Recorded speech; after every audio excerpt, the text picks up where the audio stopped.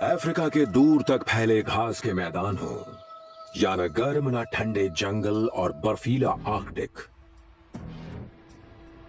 या दुनिया के गहरे समुद्र, हर जगह पाए जाते हैं कुदरत के कुछ खतरनाक शिकारी। इनकी तादाद ही इनकी ताकत है। ये टोली में निकलते हैं शिकार करने, हमलावरों को खदेड़ने और बच्चों को बड़ा करने। टोली में बचे रहने की उम्मीदें बढ़ जाती हैं।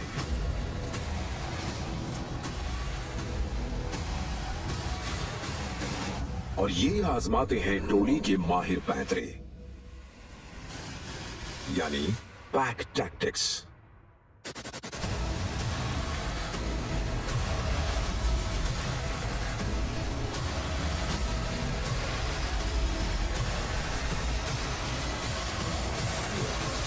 आपका स्वागत है।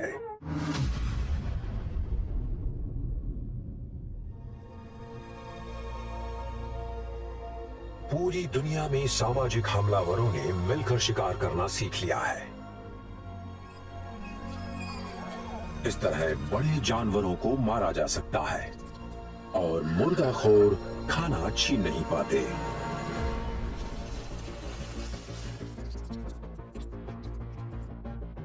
मधुमक्खियां तो पूरी बस्ती के सहयोग से ही जिंदा रहती हैं। इनकी टोली के पास हैं कुछ ऐसे पैंतरे जिनका कोई मुकाबला नहीं। एक तरफ चींटियां खाना, बचाव और शिकार मिलकर करती हैं, दूसरी तरफ अफ्रीका के सवाना में शेर टोली में शिकार करते हैं। जंगल में वन मानुषों की टोली का ढांचा जिंदा बचने और तादाद बढ़ाने में उन्हें कामयाबी दिलाता है, जबकि समुद्र की गहराइयों में डॉल्फिन बेफिक्र रहती है, क्योंकि उनके झुंड में होते हैं 30 सदस्य। ऑर्कस दुनिया के हर समुद्र में खूंखार तरीके और बारीकी से शिकार करती है। आर्कटिक टुंड्रा और बोरियल फॉरेस्ट के भेड़ियों की बात करें तो वो अपनी पैक टैक्टिक्स में माहिर बन चुके हैं। जानवरों की ये टोलियां टीम बनाकर काम करने में माहिर हो चुकी हैं, चाहे हमलावरों से निपटना हो या फिर शिकार करना। कुदरत के सबसे खतरनाक शिकारी जीवों के बहुत ही कारगर औजार हैं पैक टैक्टिक्स।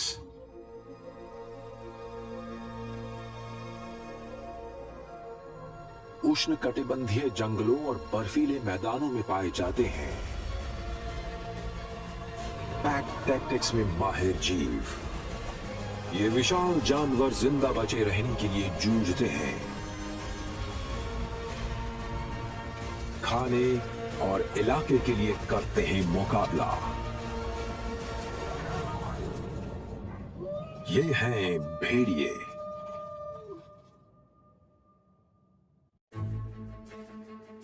भेड़िए धरती पर करीब 10 लाख सालों से हैं। ये तकरीबन हर महाद्वीप पर पाए जाते हैं। सबसे मुश्किल मौसमों में फलते फूलते हैं।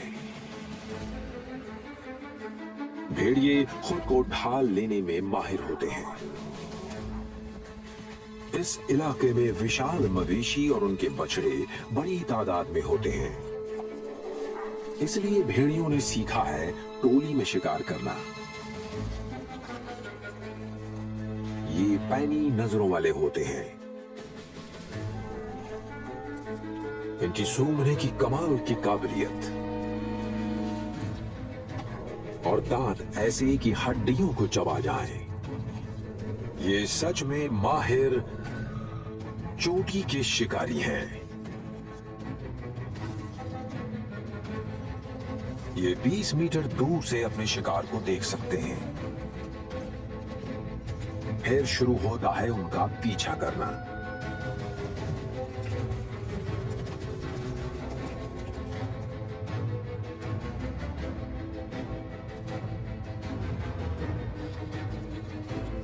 इनकी रफ्तार 60 किलोमीटर प्रति घंटे तक हो सकती है। ये अपने नुकीले दांतों से जकड़कर शिकार को गिरा देते हैं।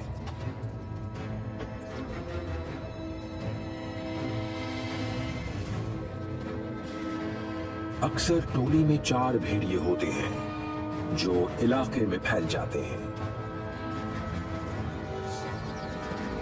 और हर तरफ से शिकार को घेरते हैं।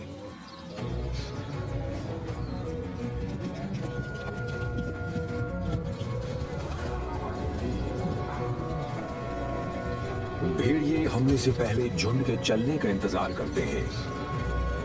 सबकी नजर सबसे कमजोर शिकार पर रहती है।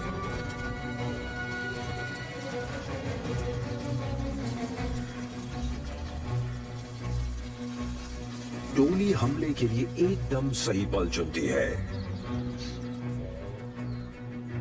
और कामयाब होती है।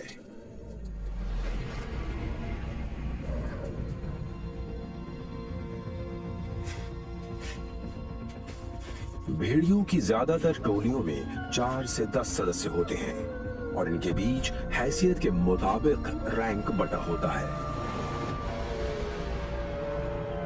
मुखिया नर और मादा की जोड़ी टोली पर राज करती है।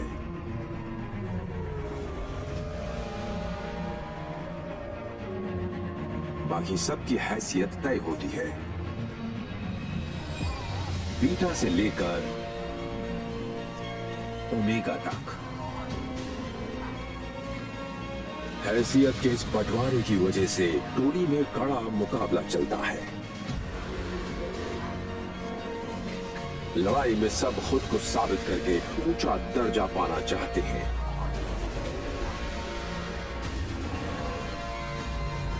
भेड़िए इकोसिस्टम तंदुरुस्ती के लिए जरूरी होते हैं।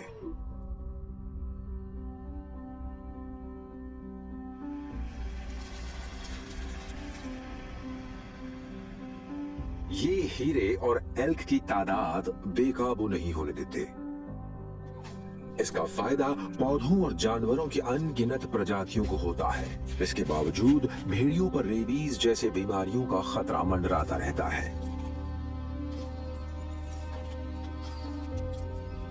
और ये बीमारी पूरी टोली या जंगल के सारे भेड़ियों का सफाया कर सकती है। इसके अलावा बहुत सारे भेड़ियों का शिकार किया जाता है, कभी मजे के लिए तो कभी चमड़ी के लिए। मवेशियों को बचाने के लिए भी। करीब 10,000 सालों से उनका लगातार शिकार किया जा रहा है। इससे सारी दुनिया में भेड़ियों की तादाद पर बड़ा गहरा असर है।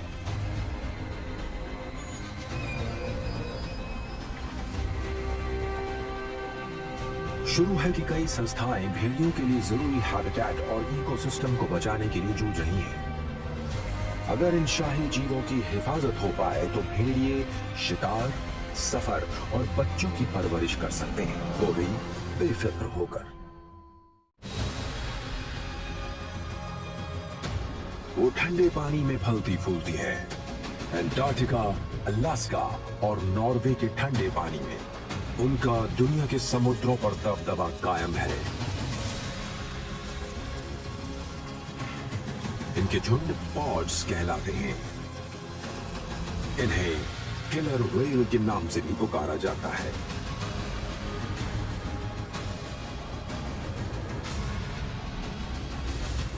असली नाम ओर्कास।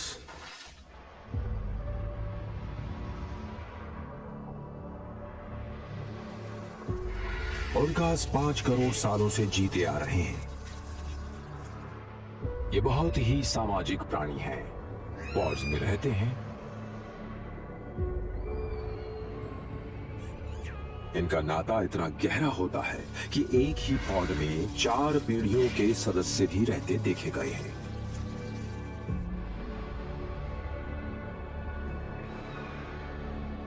खाने की तलाश या मिलन को छोड़कर ये कभी एक दूसरे से अलग नहीं होते, बल्कि एक दूसरे की हिफाजत करते हैं, आपस में खेलते हैं और अपनी प्रजाति को कायम रखते हैं।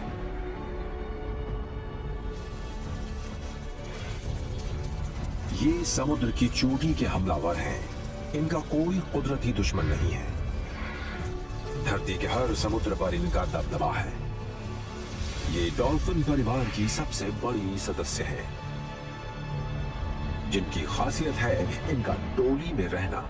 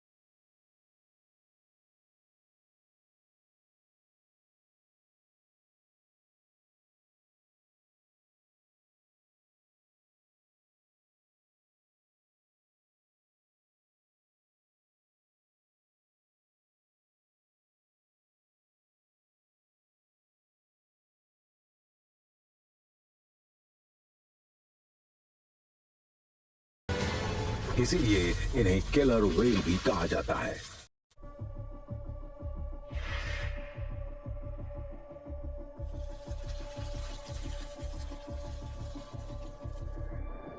समुद्र में रहने वाले इन विशाल शाही जीवों को भयानक मुसीबतों का सामना करना पड़ा था। 1961 के बाद से करीब 150 ऑर्कस को कैद में पाला गया। कई दशकों तक खुले समुद्र में इनका बेरहमी से शिकार किया जाता रहा और आज भी कुछ देशों में इनका शिकार किया जा रहा है। समुद्र में ऑर्कस ने कभी इंसानों को नहीं सुना, सिर्फ कैद में सुना है।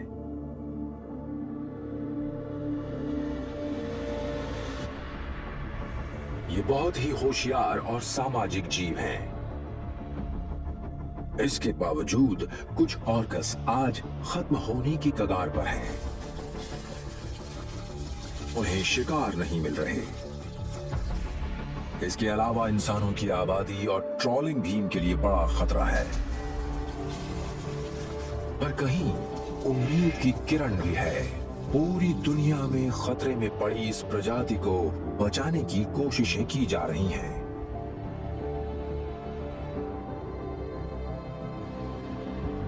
मस्तमौला और परिवार का ख्याल रखने वाले ये जीव बहुत मायने रखते हैं हमारी धरती के लिए।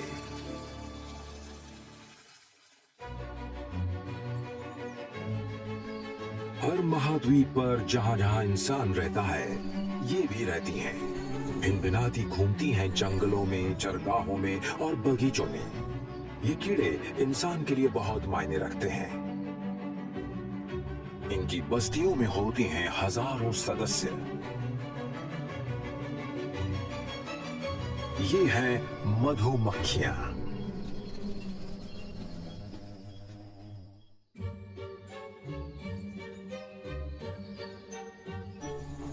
मधुमक्खियां धरती पर 12 करोड़ सालों से रह रही हैं। पूरी दुनिया में पौधों का परागण करती हैं। मधुमक्खियों की एक बस्ती दिन भर में करीब 2 करोड़ फूलों का परागण करती है। पूरी दुनिया में इनकी 20,000 से ज्यादा प्रजातियां पाई जाती हैं और वो हर इकोसिस्टम का जरूरी हिस्सा है।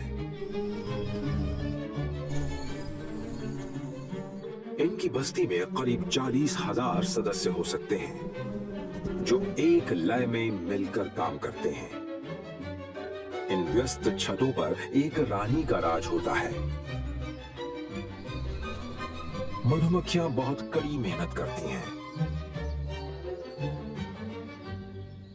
इनकी बस्ती में नर ड्रोन्स और मादा मजदूर मधुमक्खियां होती हैं, पर नर रानी के साथ मिलन करने का काम करते हैं, जबकि मादाएं बच्चों का पेट भरती हैं, छत्ते की हिफाजत करती हैं, फूलों का रस और पराग लेकर आती हैं। बस्ती में हर मधुमक्खी का अपना काम होता है, यहां तक कि रानी का भी।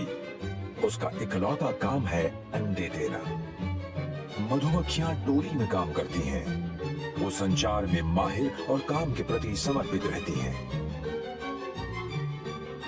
वो अपने छत्ते को सुकूनदेह और सेहतमंद बनाकर रखती हैं।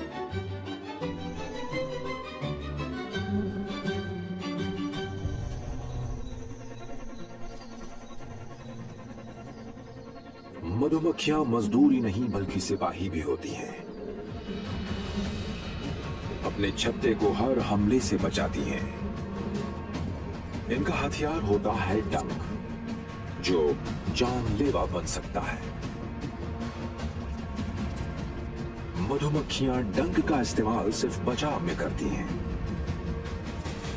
पर जब ये डंक मारती हैं तो फेरोमोन्स निकलते हैं, जिससे खतरे का संकेत चला जाता है।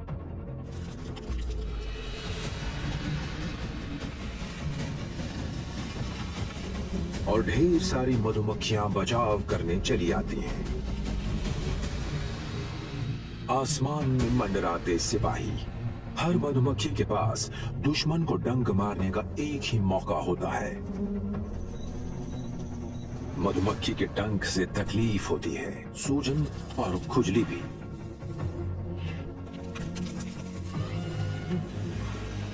धरती के सबसे बड़े स्तनधारी जानवर को भी ये तकलीफ दे देती हैं। मधुमक्खियां जान गंवाकर भी अपने छत्ते की हिफाजत करती रहेंगी।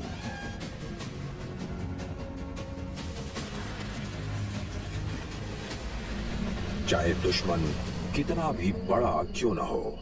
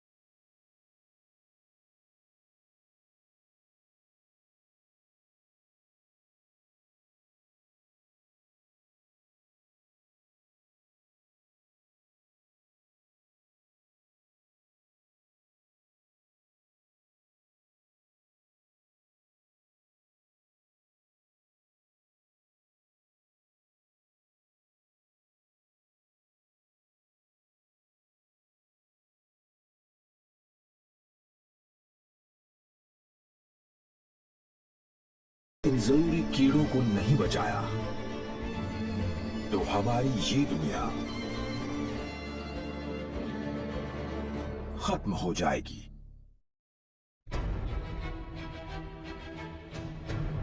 अफ्रीका के घास के मैदानों पर बिल्ली प्रजाति का इकलौता जानवर बड़े झुंड में रहता है, मिलकर शिकार करता है और अपने इलाके की हिफाजत और उसका बचाव भी। इन विशाल जानवरों का झुंड प्राइड कहलाता है। बात हो रही है शेरों की।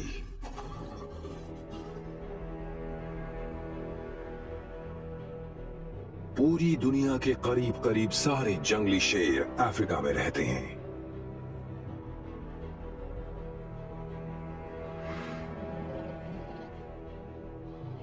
शेर हो या शेरनी, ये खुले मैदानों की चोटी के शिकारी हैं।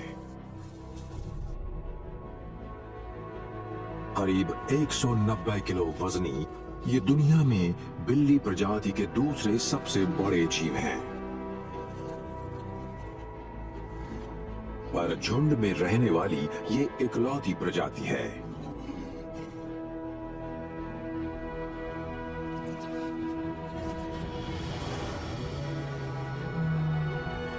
एक झुंड में 30 शेर तक हो सकते हैं,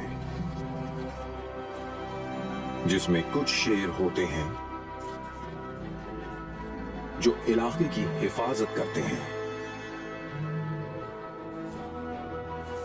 विरोध करने वाले किसी भी शेर को सबक सिखाते हैं।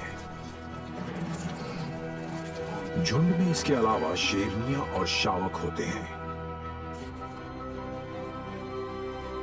शेरनियां बड़ी जरूरी भूमिका निभाती हैं। वो मिलकर शावकों को पालती हैं और खाना जुटाती हैं। सब साथ हो तो तंदुरुस्त रहते हैं।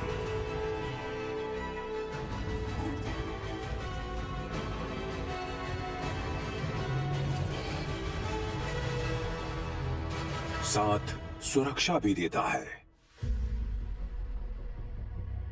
शेरनियां 2 से लेकर 6 के झुंड में शिकार करती हैं। छोटी शेरनियां शिकार को झुंड के बीचों बीच खदेड़ती हैं।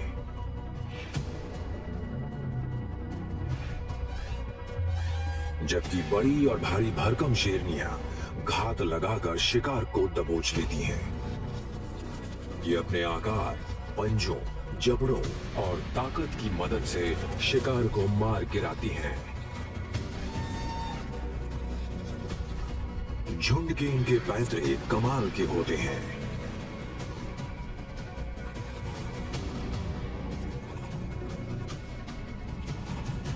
बहुत ही माहिर जंगली शिकारी।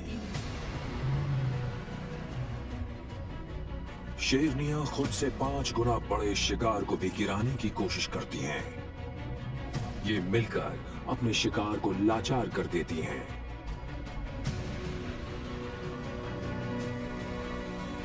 उसे कमजोर करने के लिए हमला करती हैं। हर शेरनी बारी बारी से शिकार को गिराने की कोशिश करती है। जरूरत पड़े तो शेर भी इसमें मदद करने आ जाता। जब जोखिम बड़ा हो तो इनाम भी बड़ा होता है।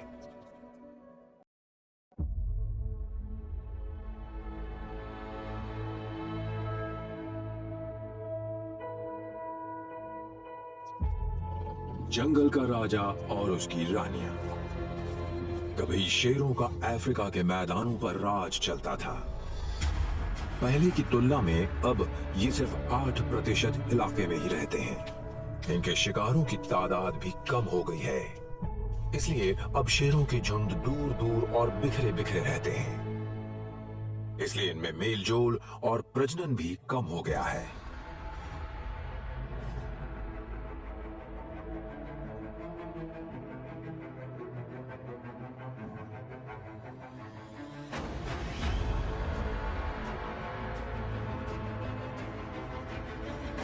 शुक्र है कि पूरे अफ्रीका में इन खूबसूरत जानवरों को बचाने की कोशिशें चल रही हैं।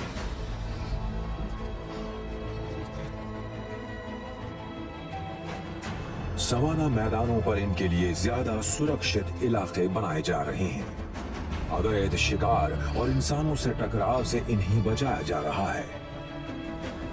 इन कोशिशों से अफ्रीका में शेरों की तादाद बढ़ने लगी है।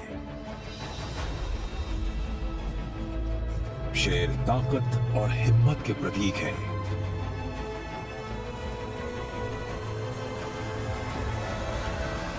ये साथ रहें तो ताकतवर रहते हैं।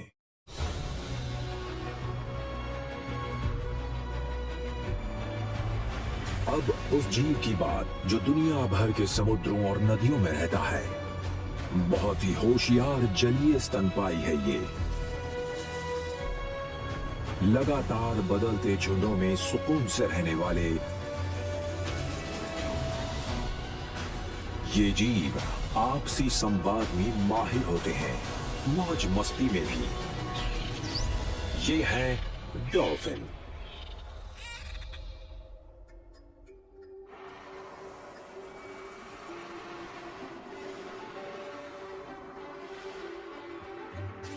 डॉल्फिन 1000 सालों से समुद्र में रह रही हैं। इनकी कुछ प्रजातियां नदियों में भी पाई जाती हैं। ये बहुत ही होशियार जीव हैं। इन्होंने जटिल सामाजिक दल बनाना सीख लिया है, जिनमें 2 से लेकर 30 डॉल्फिन तक हो सकती हैं। ये मर्जी से आ जा सकती हैं, पर जब खाने की भरमार हो तो वो बड़े पॉड बना लेती हैं।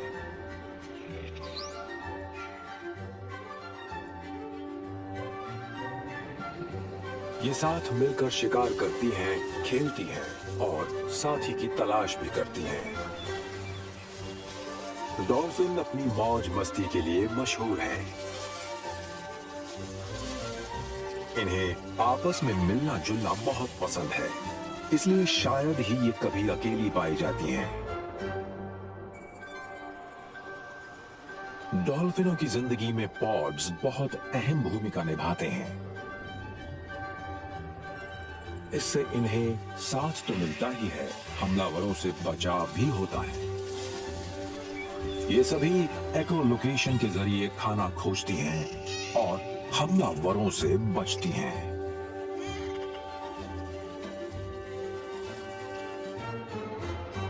इनकी क्लिक्स और दूसरी कई तरह की आवाजें चीजों से टकराकर लौटती हैं। इससे एकोलोकेशन भी हो जाता है और संवाद भी।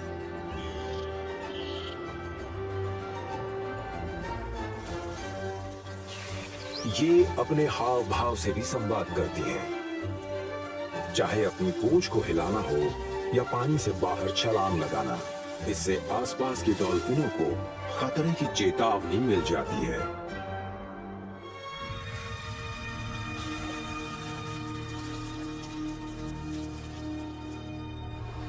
डॉल्फिनों के पॉड में रैंक या दर्जे होते हैं।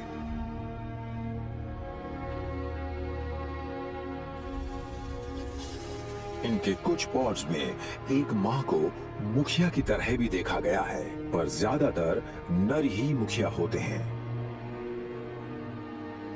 बहुत सारे नौजवान नर मिलकर बैचलर्स ग्रुप बनाते हैं। एकजुट होकर डॉल्फिन्स ज्यादा कामयाबी से शिकार करती हैं, दल की सुरक्षा करती हैं और उनके बचे रहने के आसार भी बढ़ जाते हैं।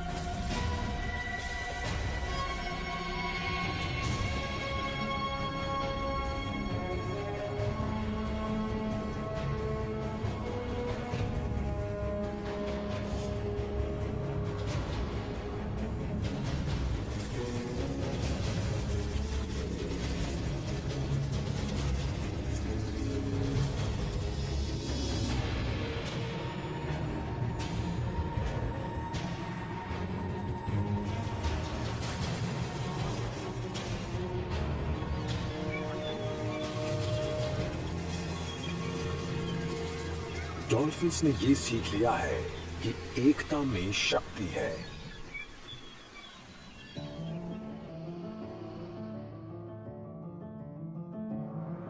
दुनिया भर में इनकी 42 प्रजातियां हैं, जिनमें नदियों में रहने वाली डॉल्फिन सबसे ज्यादा खतरे में है। नदियों की सफाई, बांध और प्रदूषण से वो मारी जा रही हैं। उनका कुदरती आवास तबाह हो रहा है। शुक्र है कि पूरी दुनिया में कई संस्थाएं नदियों की डॉल्फिनों को बचाने में जुटी हुई हैं। गलत तरीके से मछलियां पकड़ने, हाइड्रो पावर, बुनियादी ढांचे और प्रदूषण से 2030 तक निपटने का लक्ष्य बनाया गया है, ताकि चंचल, शरारती और होशियार डॉल्फिन्स का भविष्य बेहतर बनाया जा सके।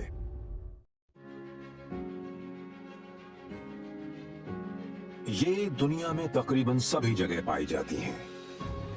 ये मिट्टी, पत्तों और सड़ते पौधों के नीचे रहती हैं। इन कीड़ों की एक बस्ती में लाखों सदस्य रहते हैं। ये नन्ही है पर बहुत ही ताकतवर भी।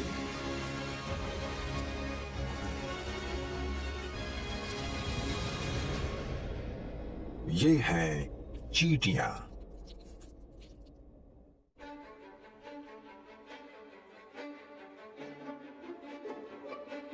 चींटियां धरती पर करीब 14 करोड़ सालों से रहती हैं। ये बस्तियों में रहती हैं, जो फैक्ट्रियों की तरह काम करती हैं। इन बस्तियों में हर एक चींटी का अपना एक योगदान होता है।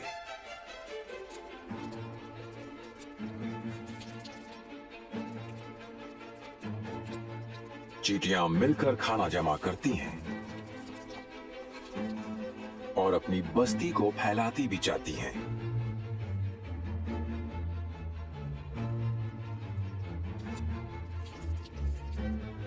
मजदूर चींटियां खाना जमा करती हैं और अपने बिल की दुश्मनों से हिफाजत करती हैं। नन्ही चींटियां बिल के अंदर रहती हैं और काम करती हैं। वो रानी और उसके नवजात बच्चों की हिफाजत करती हैं। रानी का बस एक ही काम है, अंडे देना। इस तरह उसकी बस्ती लगातार फैलती और कायम रहती है। चींटियों का सामाजिक ढांचा शानदार होता है, एकदम व्यवस्थित।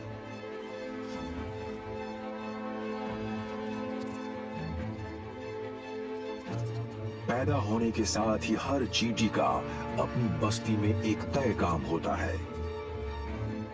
चींटियों की सभी 12,000 प्रजातियां सामाजिक गुटों में रहती हैं। तय दर्जे वाले इन दलों में रहने की वजह से ये प्रजाति बेहद कामयाब रही है। आज पूरी दुनिया में अंदाजन 2000 खरब चींटियां हैं।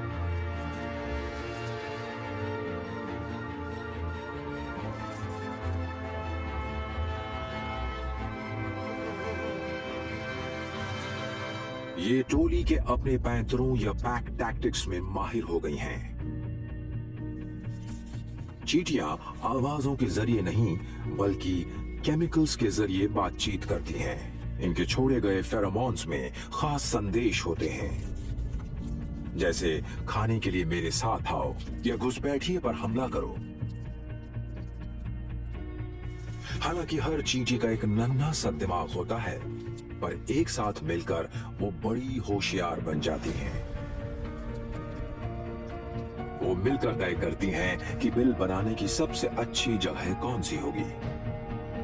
मिलकर समस्याएं भी सुलझाती हैं। इनका तालमेल देखते ही बनता है। इनकी बड़ी टोली से टक्कर लेना मुश्किल काम है।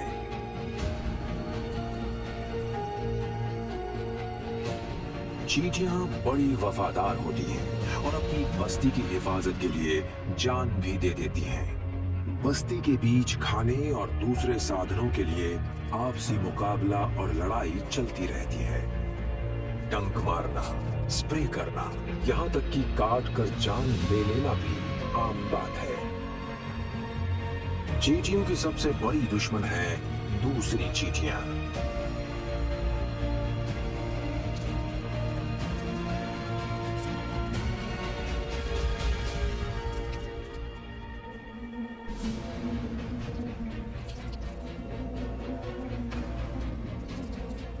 चींटियों के कई दुश्मन होते हैं। हॉर्न लिजर्ड्स को रेगिस्तान में हार्वेस्टर एंट्स की दावत उड़ानी पसंद है। वो इनके बिलों पर हमला करते हैं।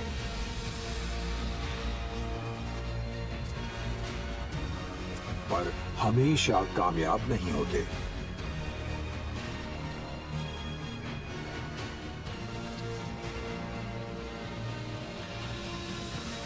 चींटियां किसी भी दुश्मन से निपटने के लिए मिलकर काम करती हैं।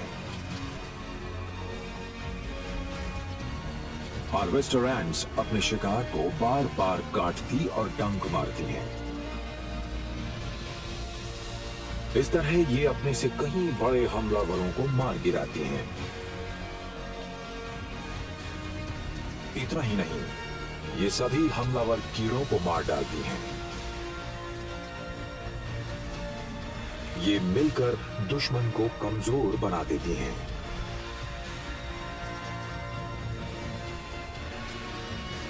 जब तक दुश्मन हार नहीं जाता, ये रुकती नहीं है। ये है नन्ही वाइल्ड असैसिन्स।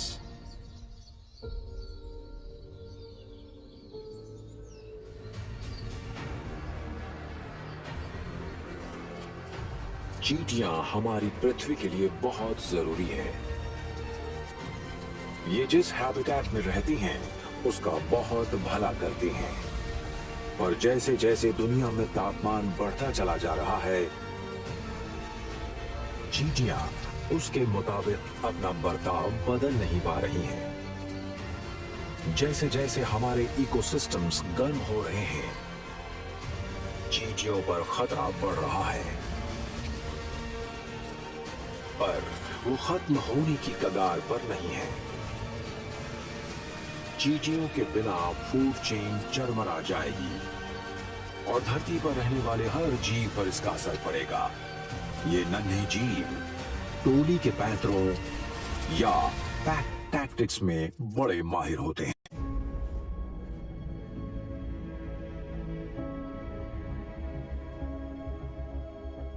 अफ्रीका और मध्य पूर्व में ट्रॉपिकल जंगलों और सूखे रेगिस्तानों में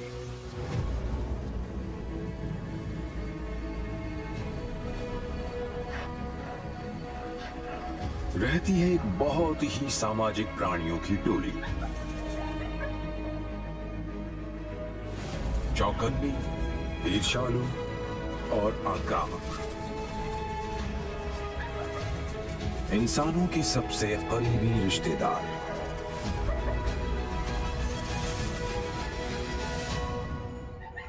प्राइमेट यानी वन मानुष। करीब 5 करोड़ सालों से ये धरती पर रह रहे हैं। ये दुनिया के 5 महाद्वीपों पर पाए जाते हैं। ये जंगलों, घास के मैदानों और रेगिस्तानों में रहते हैं। ज्यादातर प्राइमेट सब कुछ खाते हैं, पर कुछ या तो शाकाहारी या सिर्फ मांसाहारी बन गए हैं। बहुत सारे प्राइमेट टोलियों में रहते हैं, एक दूसरे से बातचीत करते हैं। इनका बर्ताव दोस्ताना या आक्रामक दोनों हो सकता है।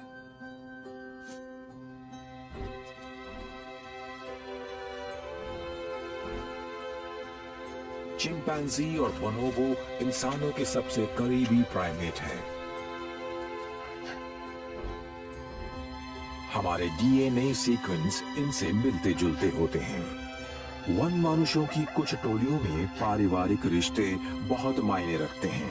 ये मिलकर एक दूसरे को संवारते हैं, खुजलाते हैं, थपथपाते हैं और मालिश करते हैं।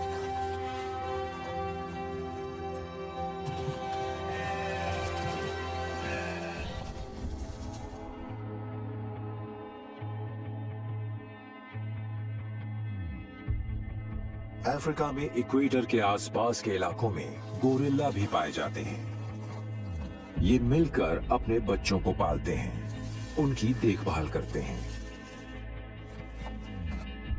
शुरुआती कुछ महीनों तक नन्हा गोरिल्ला लगातार अपनी मां से चिपका रहता है। नर बच्चे को टोली का हिस्सा बनना सिखाते हैं। ये टोली अपने बच्चों की हिफाजत करती है, उनकी निगरानी करती है। नर गोरिल्ला पूरी टोली को घुसपैठियों से बचाते हैं।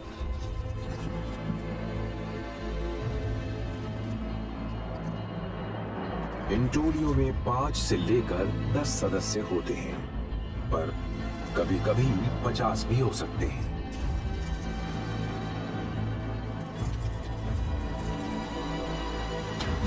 गोरिल्ला बहुत ही सामाजिक और चौकन्ने जीव होते हैं।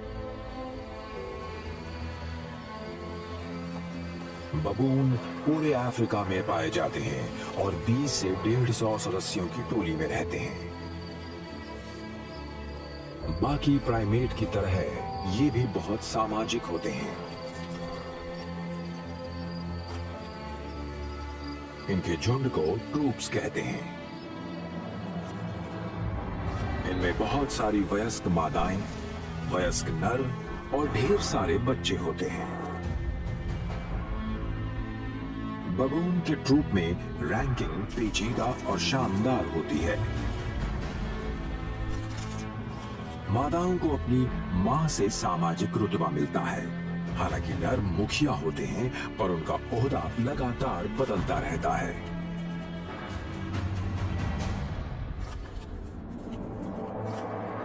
इंसानों के परिवारों की तरह बबून्स एक दूसरे को आराम देते हैं, मदद करते हैं। वो लड़ते भिड़ते भी रहते हैं। मादाएं सारी जिंदगी एक ही टोली में रहती हैं, जबकि नर अपनी पैदाइश वाली टोली को जल्दी ही छोड़ देते हैं।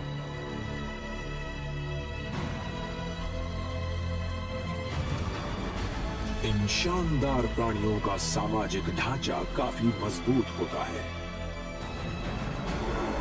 ये हर खतरे से अपने झुंड के सदस्यों की रक्षा करते हैं।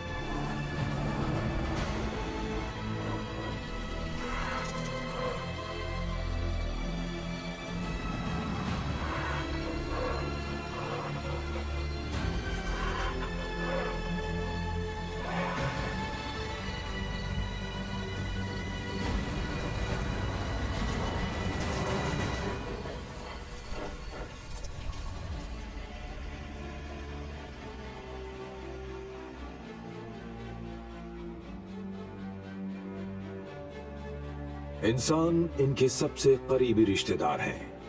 प्राइमेट से हमें इंसान का क्रमिक विकास, उनकी जीव विज्ञान और बर्ताव को समझने में मदद मिलती है। पर इंसान के विकास की दौड़ ने प्राइमेट को खत्म होने की कगार पर ला दिया है।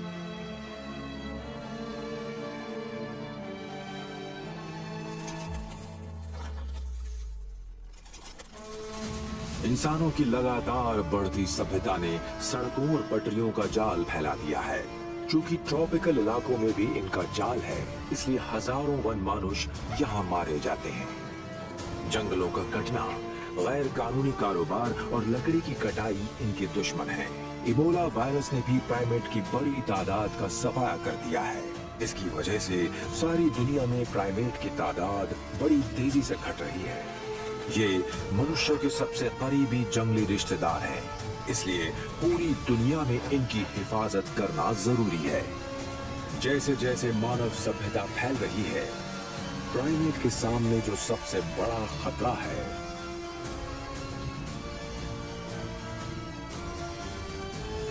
वो है इंसान।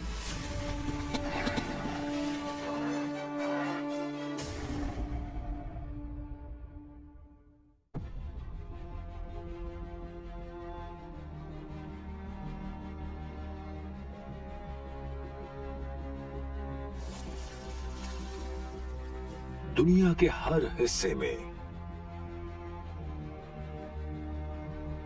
जानवरों की टोलियां शिकार करती हैं, एक साथ रहती हैं और काम करती हैं। मिलजुल कर रहने से इनके बचे रहने के आसार बढ़ जाते हैं।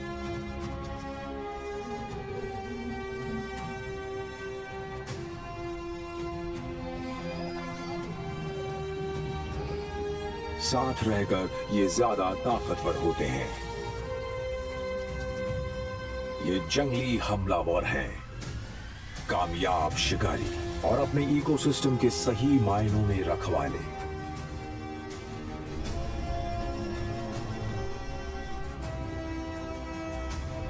और इन ताकतवर जीवों पर असर डाल रहा है शिकार, जलवायु परिवर्तन, इंसानों की तरक्की। मानव सभ्यता के लगातार बढ़ने की वजह से घने जंगलों, ट्रॉपिक्स, घास के मैदानों और समुद्रों में रहने वाले ये जीव प्राकृतिक संसाधनों की कमी और कई दूसरे खतरों का सामना कर रहे हैं।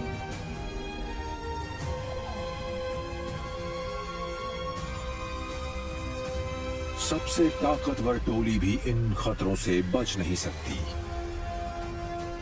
सामाजिक टोलियों में रहने वाले इन जानवरों से हम बहुत कुछ सीख सकते हैं,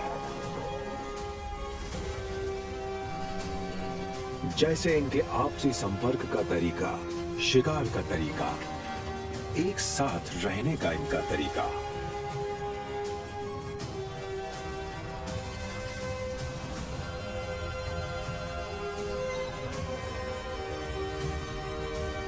ये जीव जो हमारी ही तरह टोलियों में रहते हैं, इन्हें चाहिए हिफाजत,